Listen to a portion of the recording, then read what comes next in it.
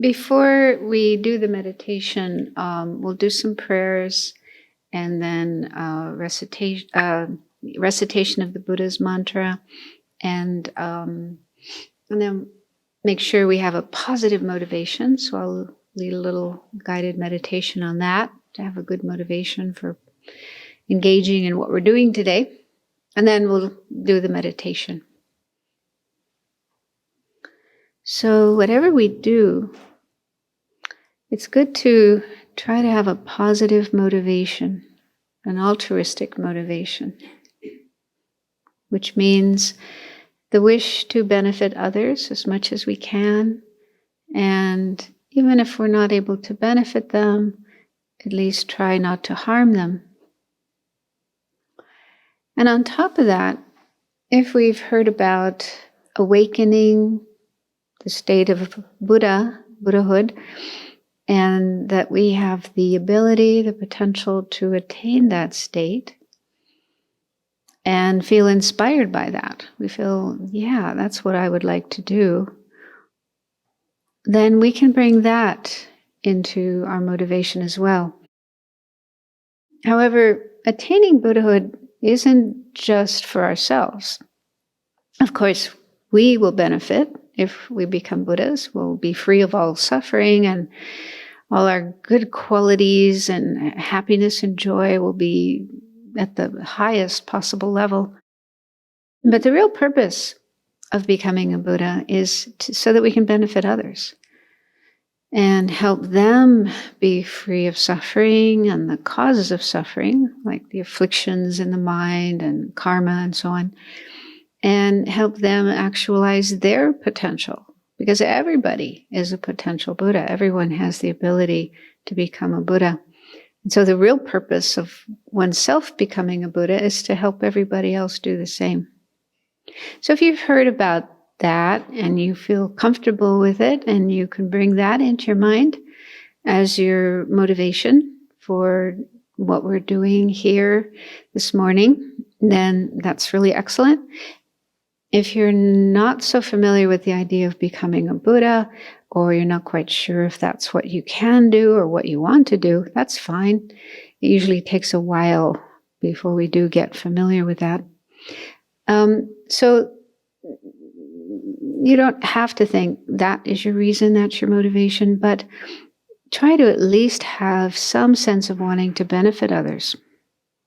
For example, you could think, I'm here participating in this session, this Sharing the Dharma Day session of meditation and teaching, because I want to help others. I want to do good for the world, for other people and other beings. And so I want to learn things that will enable me to be more helpful to others, to benefit the world. So you can do that in your own words, but bring into your mind some sense of wanting to do good, wanting to help, wanting to be of benefit, and think that that's your reason, your motivation for being here and participating in this session.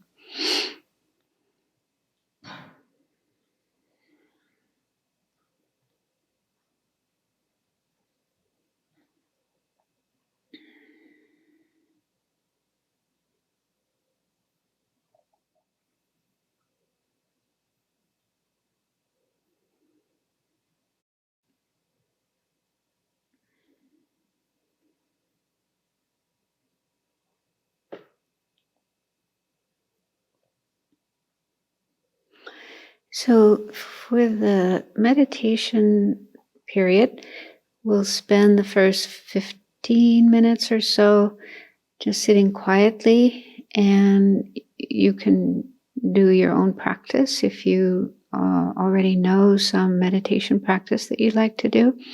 Otherwise, you can use the breath to focus your mind and bring your mind back to the breath when it wanders away. So in this way, training the mind to be more focused and calm, concentrated. But before we begin that, let's check our position of sitting position, and try to make sure we're in a good position, but also relaxed. So When we meditate, the most important thing is keeping our back straight, because that enables the mind to be most clear and focused, concentrated. So unless you have some injury or disability that prevents you from having a straight back, then try to sit up straight. If you're sitting in a chair, have your feet flat on the floor. If you're sitting cross-legged, just have your legs crossed in whatever way is most comfortable for you, so you don't have to move too much during this meditation time. And you can have your eyes closed all the way or left open a little bit, looking down. And that way there's some light coming into your eyes, which can help you to stay awake, not fall asleep.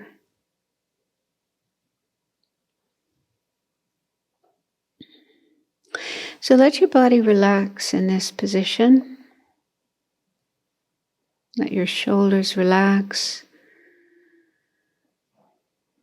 your back, your torso, all the internal organs, muscles.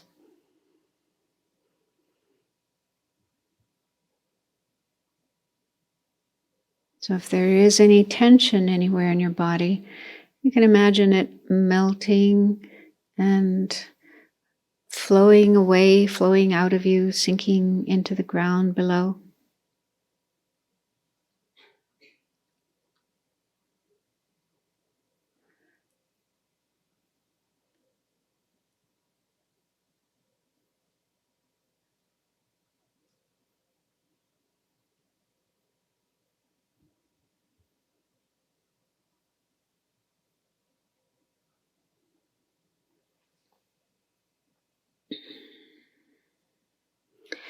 And check your breathing. When we meditate, the ideal way of breathing is through the nose rather than the mouth, unless your nose is blocked up. And of course you have to breathe through your mouth, but better to breathe through the nostrils. So your mouth can be closed, tip of the tongue touching the roof of the mouth behind the upper teeth. That reduces the flow of saliva, the need to swallow. And let your breathing be a natural rhythm. Don't try to control or manipulate your breathing, but allow your body to breathe as it naturally does.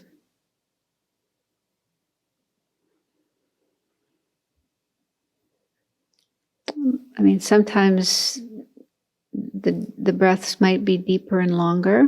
Your body just needs to bring in more air, and that's fine.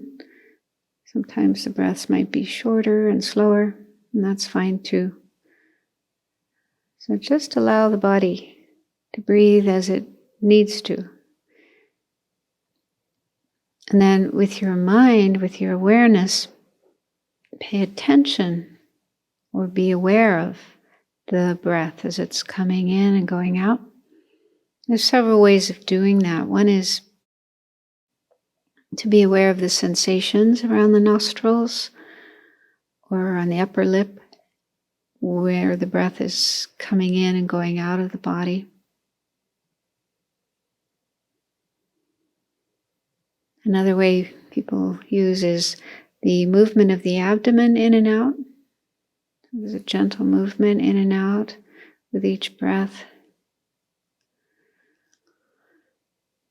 So you can find your own way of watching the breath, whatever works best for you, wherever you can feel it most easily, comfortably. But the important thing is to stay with the breath, which is of course hard to do because by nature our mind is always jumping here and there from one thought to another. Past, the future, other places, people, problems, plans. So these kind of thoughts will most probably come up in your mind as you're trying to watch your breath. So don't be surprised or upset about that. Just know that it's natural. But the thing to do is notice that the thoughts are there, but then don't follow them. Don't get caught up in them, carried away by them. Instead, just let them go and come back to the breath. Thoughts are like clouds in the sky. They're not permanent. They come and go by themselves. We don't even have to push them away. So if you just don't get caught up in them and give them fuel, give them energy, they will just go away, pass by themselves. Just notice the thoughts, let them go, and keep coming back to the breath.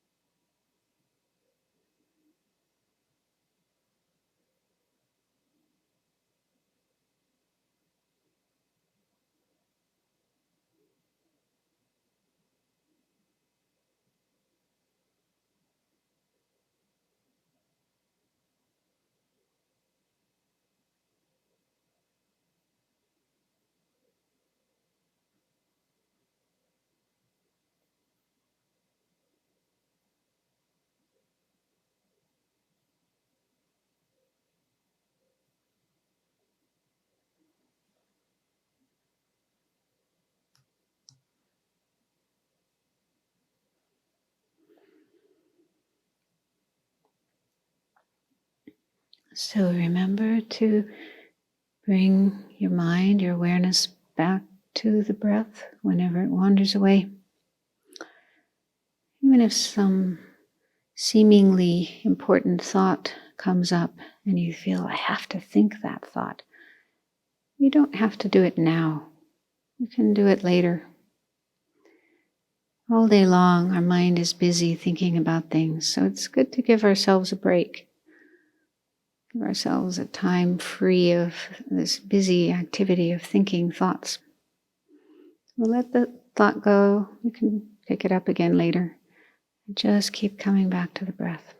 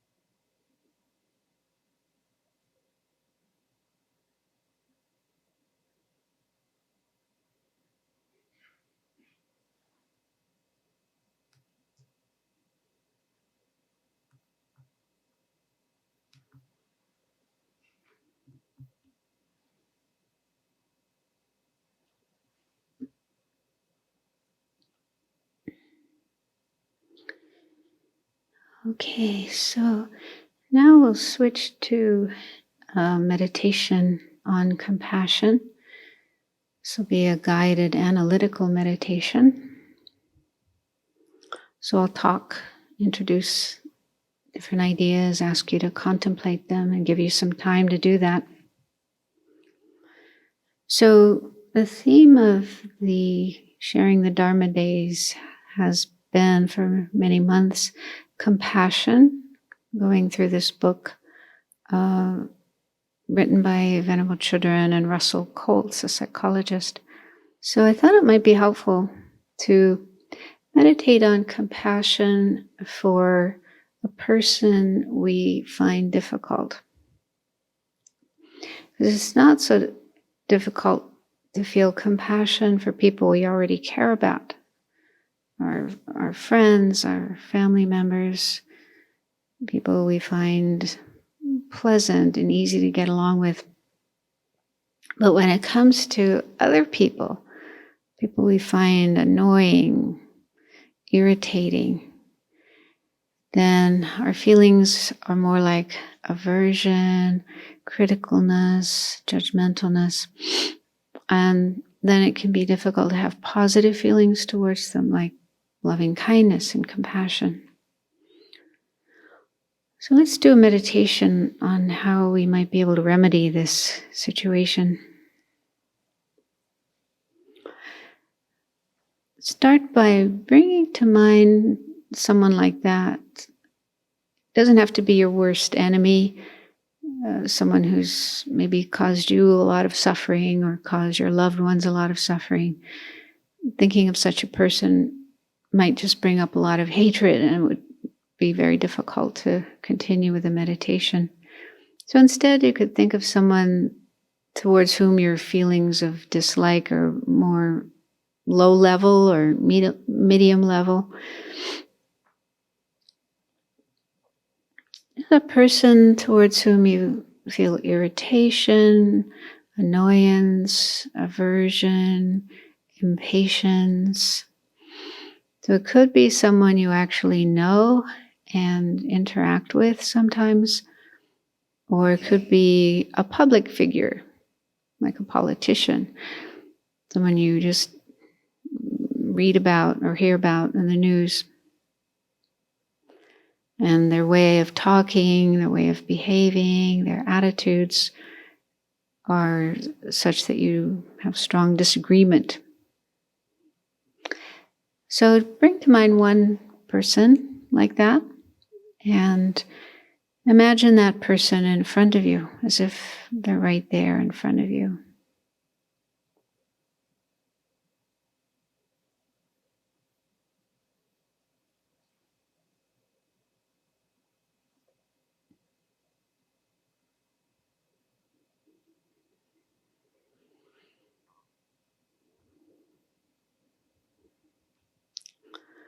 And as you're looking at this person in your mind, this mental image of the person, just observe what kind of thoughts and feelings arise in your mind.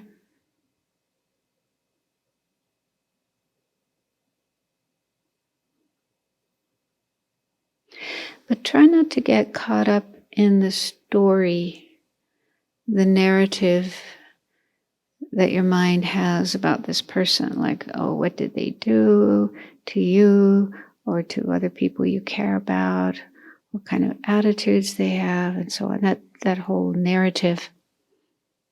Instead, take a step back from your thoughts and feelings so that you can observe them objectively. And just check what is your mind saying about this person. For example, does your mind blame this person for your feelings of unhappiness and discomfort? Does it say, oh, if only that person wasn't there, and if only they weren't doing what they were doing, everything would be okay. I would be happy, peaceful, comfortable. I wouldn't have these bad feelings. So these bad feelings in my mind are their fault. They make me feel this way. Let's check if that's the way you see this person and the thoughts and feelings you have towards them.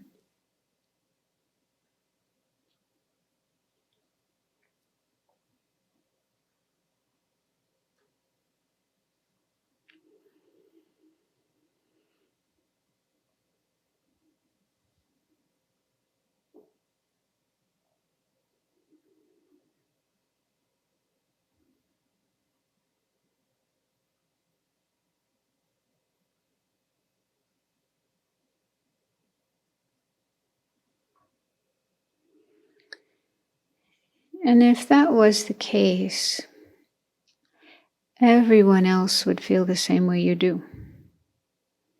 Everyone would be unhappy and uncomfortable with this person. But if you pay attention, you might notice that there are people who like this person, who seem to be happy and comfortable in their presence and don't feel the same way you do.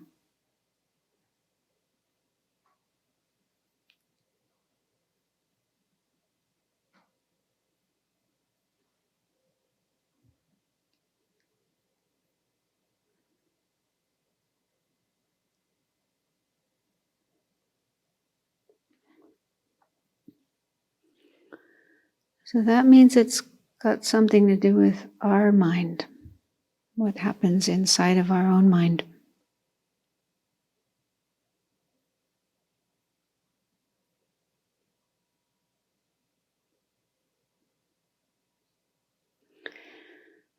So when we do have negative thoughts and feelings towards another person, that makes it very hard to have positive thoughts and feelings like loving kindness and compassion, friendliness, the wish to help them if they need help. So if we do want to have those positive feelings, we need to deal with the negative ones.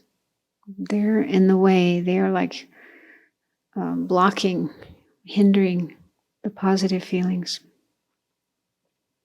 So just ask yourself if that's something you would like to do. Would you like to work on your mind so that you're free of those negative thoughts and feelings, and there's space in your mind to have positive thoughts and feelings so you actually feel comfortable with this person and like this person?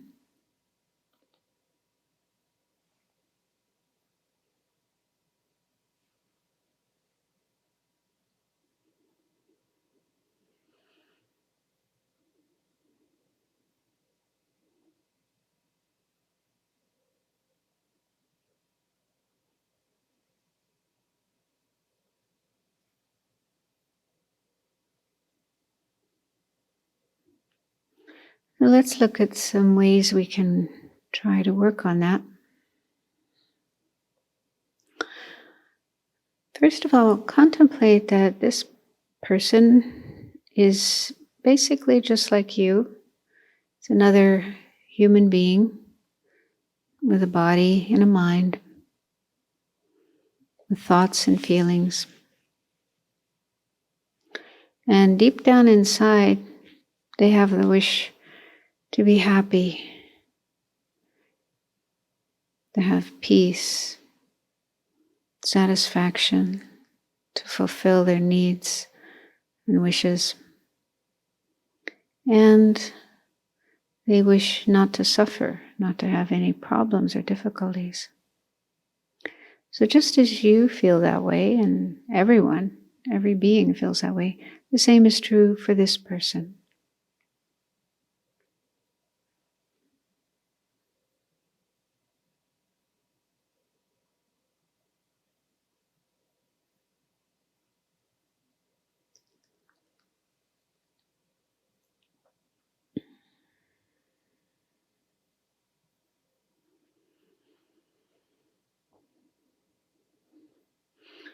And that wish in their mind is probably what drives everything they do. Their behavior, their attitudes, their way of talking, and so on. It's just their own way of trying to find happiness and trying to avoid problems as they understand it.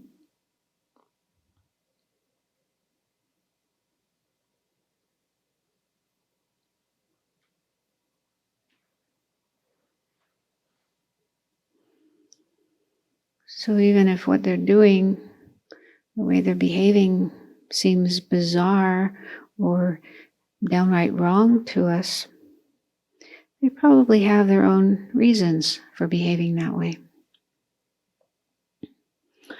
And it arises according to the conditioning that they've experienced in their life, with their parents, their family, their schooling, the experiences they've had, interactions with other people. So there have been many, many causes and conditions affecting them and leading them to be the way they are.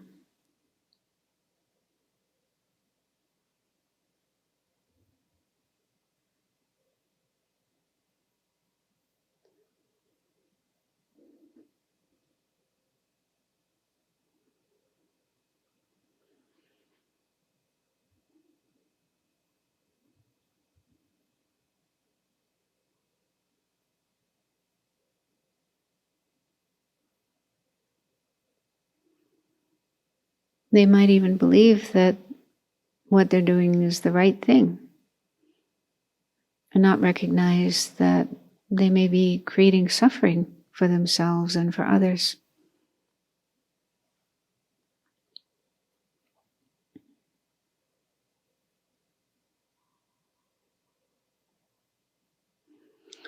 And here we can contemplate the Buddhist explanation of samsara, how all of us are in this very imperfect situation of samsara, cyclic existence, due to karma created in past lives and due to afflictive thoughts and emotions in our mind, especially ignorance about the true nature of things, greed or attachment, craving, anger, hatred, irritation.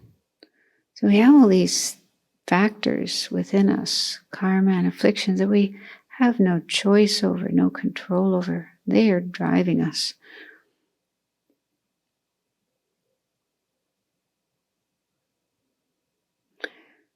As long as they are in our mind, then we're confused and we often head in the wrong direction, towards more suffering rather than towards genuine peace and happiness.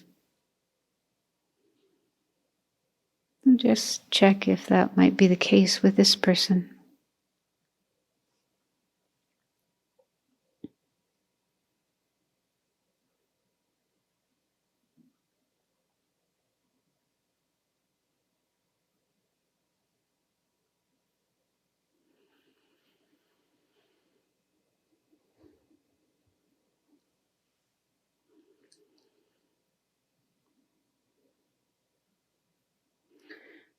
But this doesn't mean condoning the person's behavior. If they are doing things that are harmful, we can certainly take a stand on that.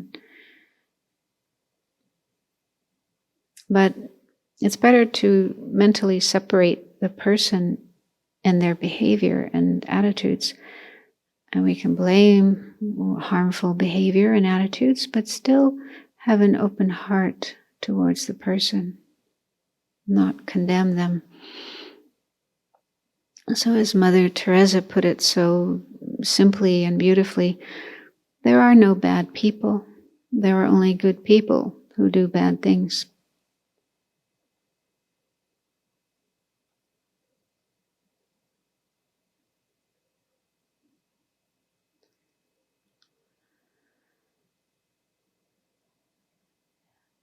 So after contemplating these ideas, see if your mind might be softer, more open, more ready to try feeling compassion for the person. So understand they're not really happy and everything going well in their life. They have suffering, they have problems, physical and mental, emotional, relationship problems. And there could be a lot of confusion in their minds.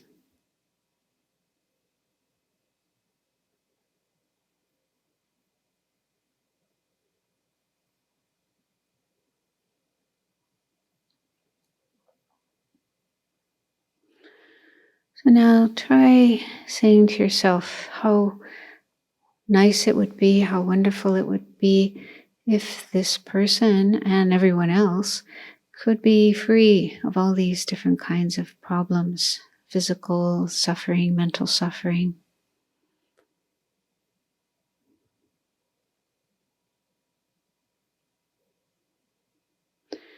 Just say that to yourself. You can use your own words, words that feel right to you, but just repeat several times some kind of phrase about wishing this person to be free of their suffering and their problems.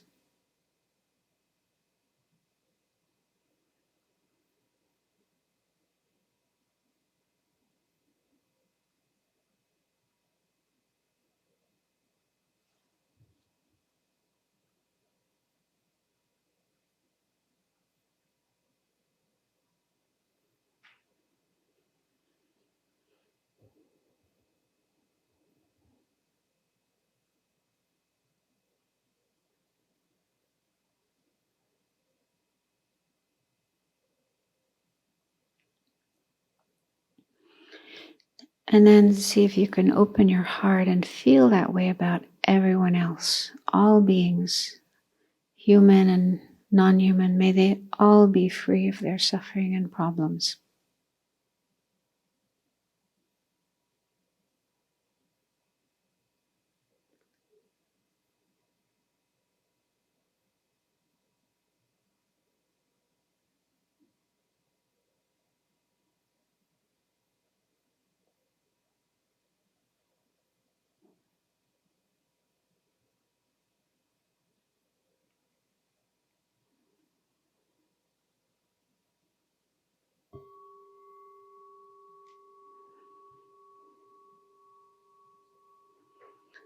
So let's just do a mental dedication of the positive energy, the merit from doing this meditation.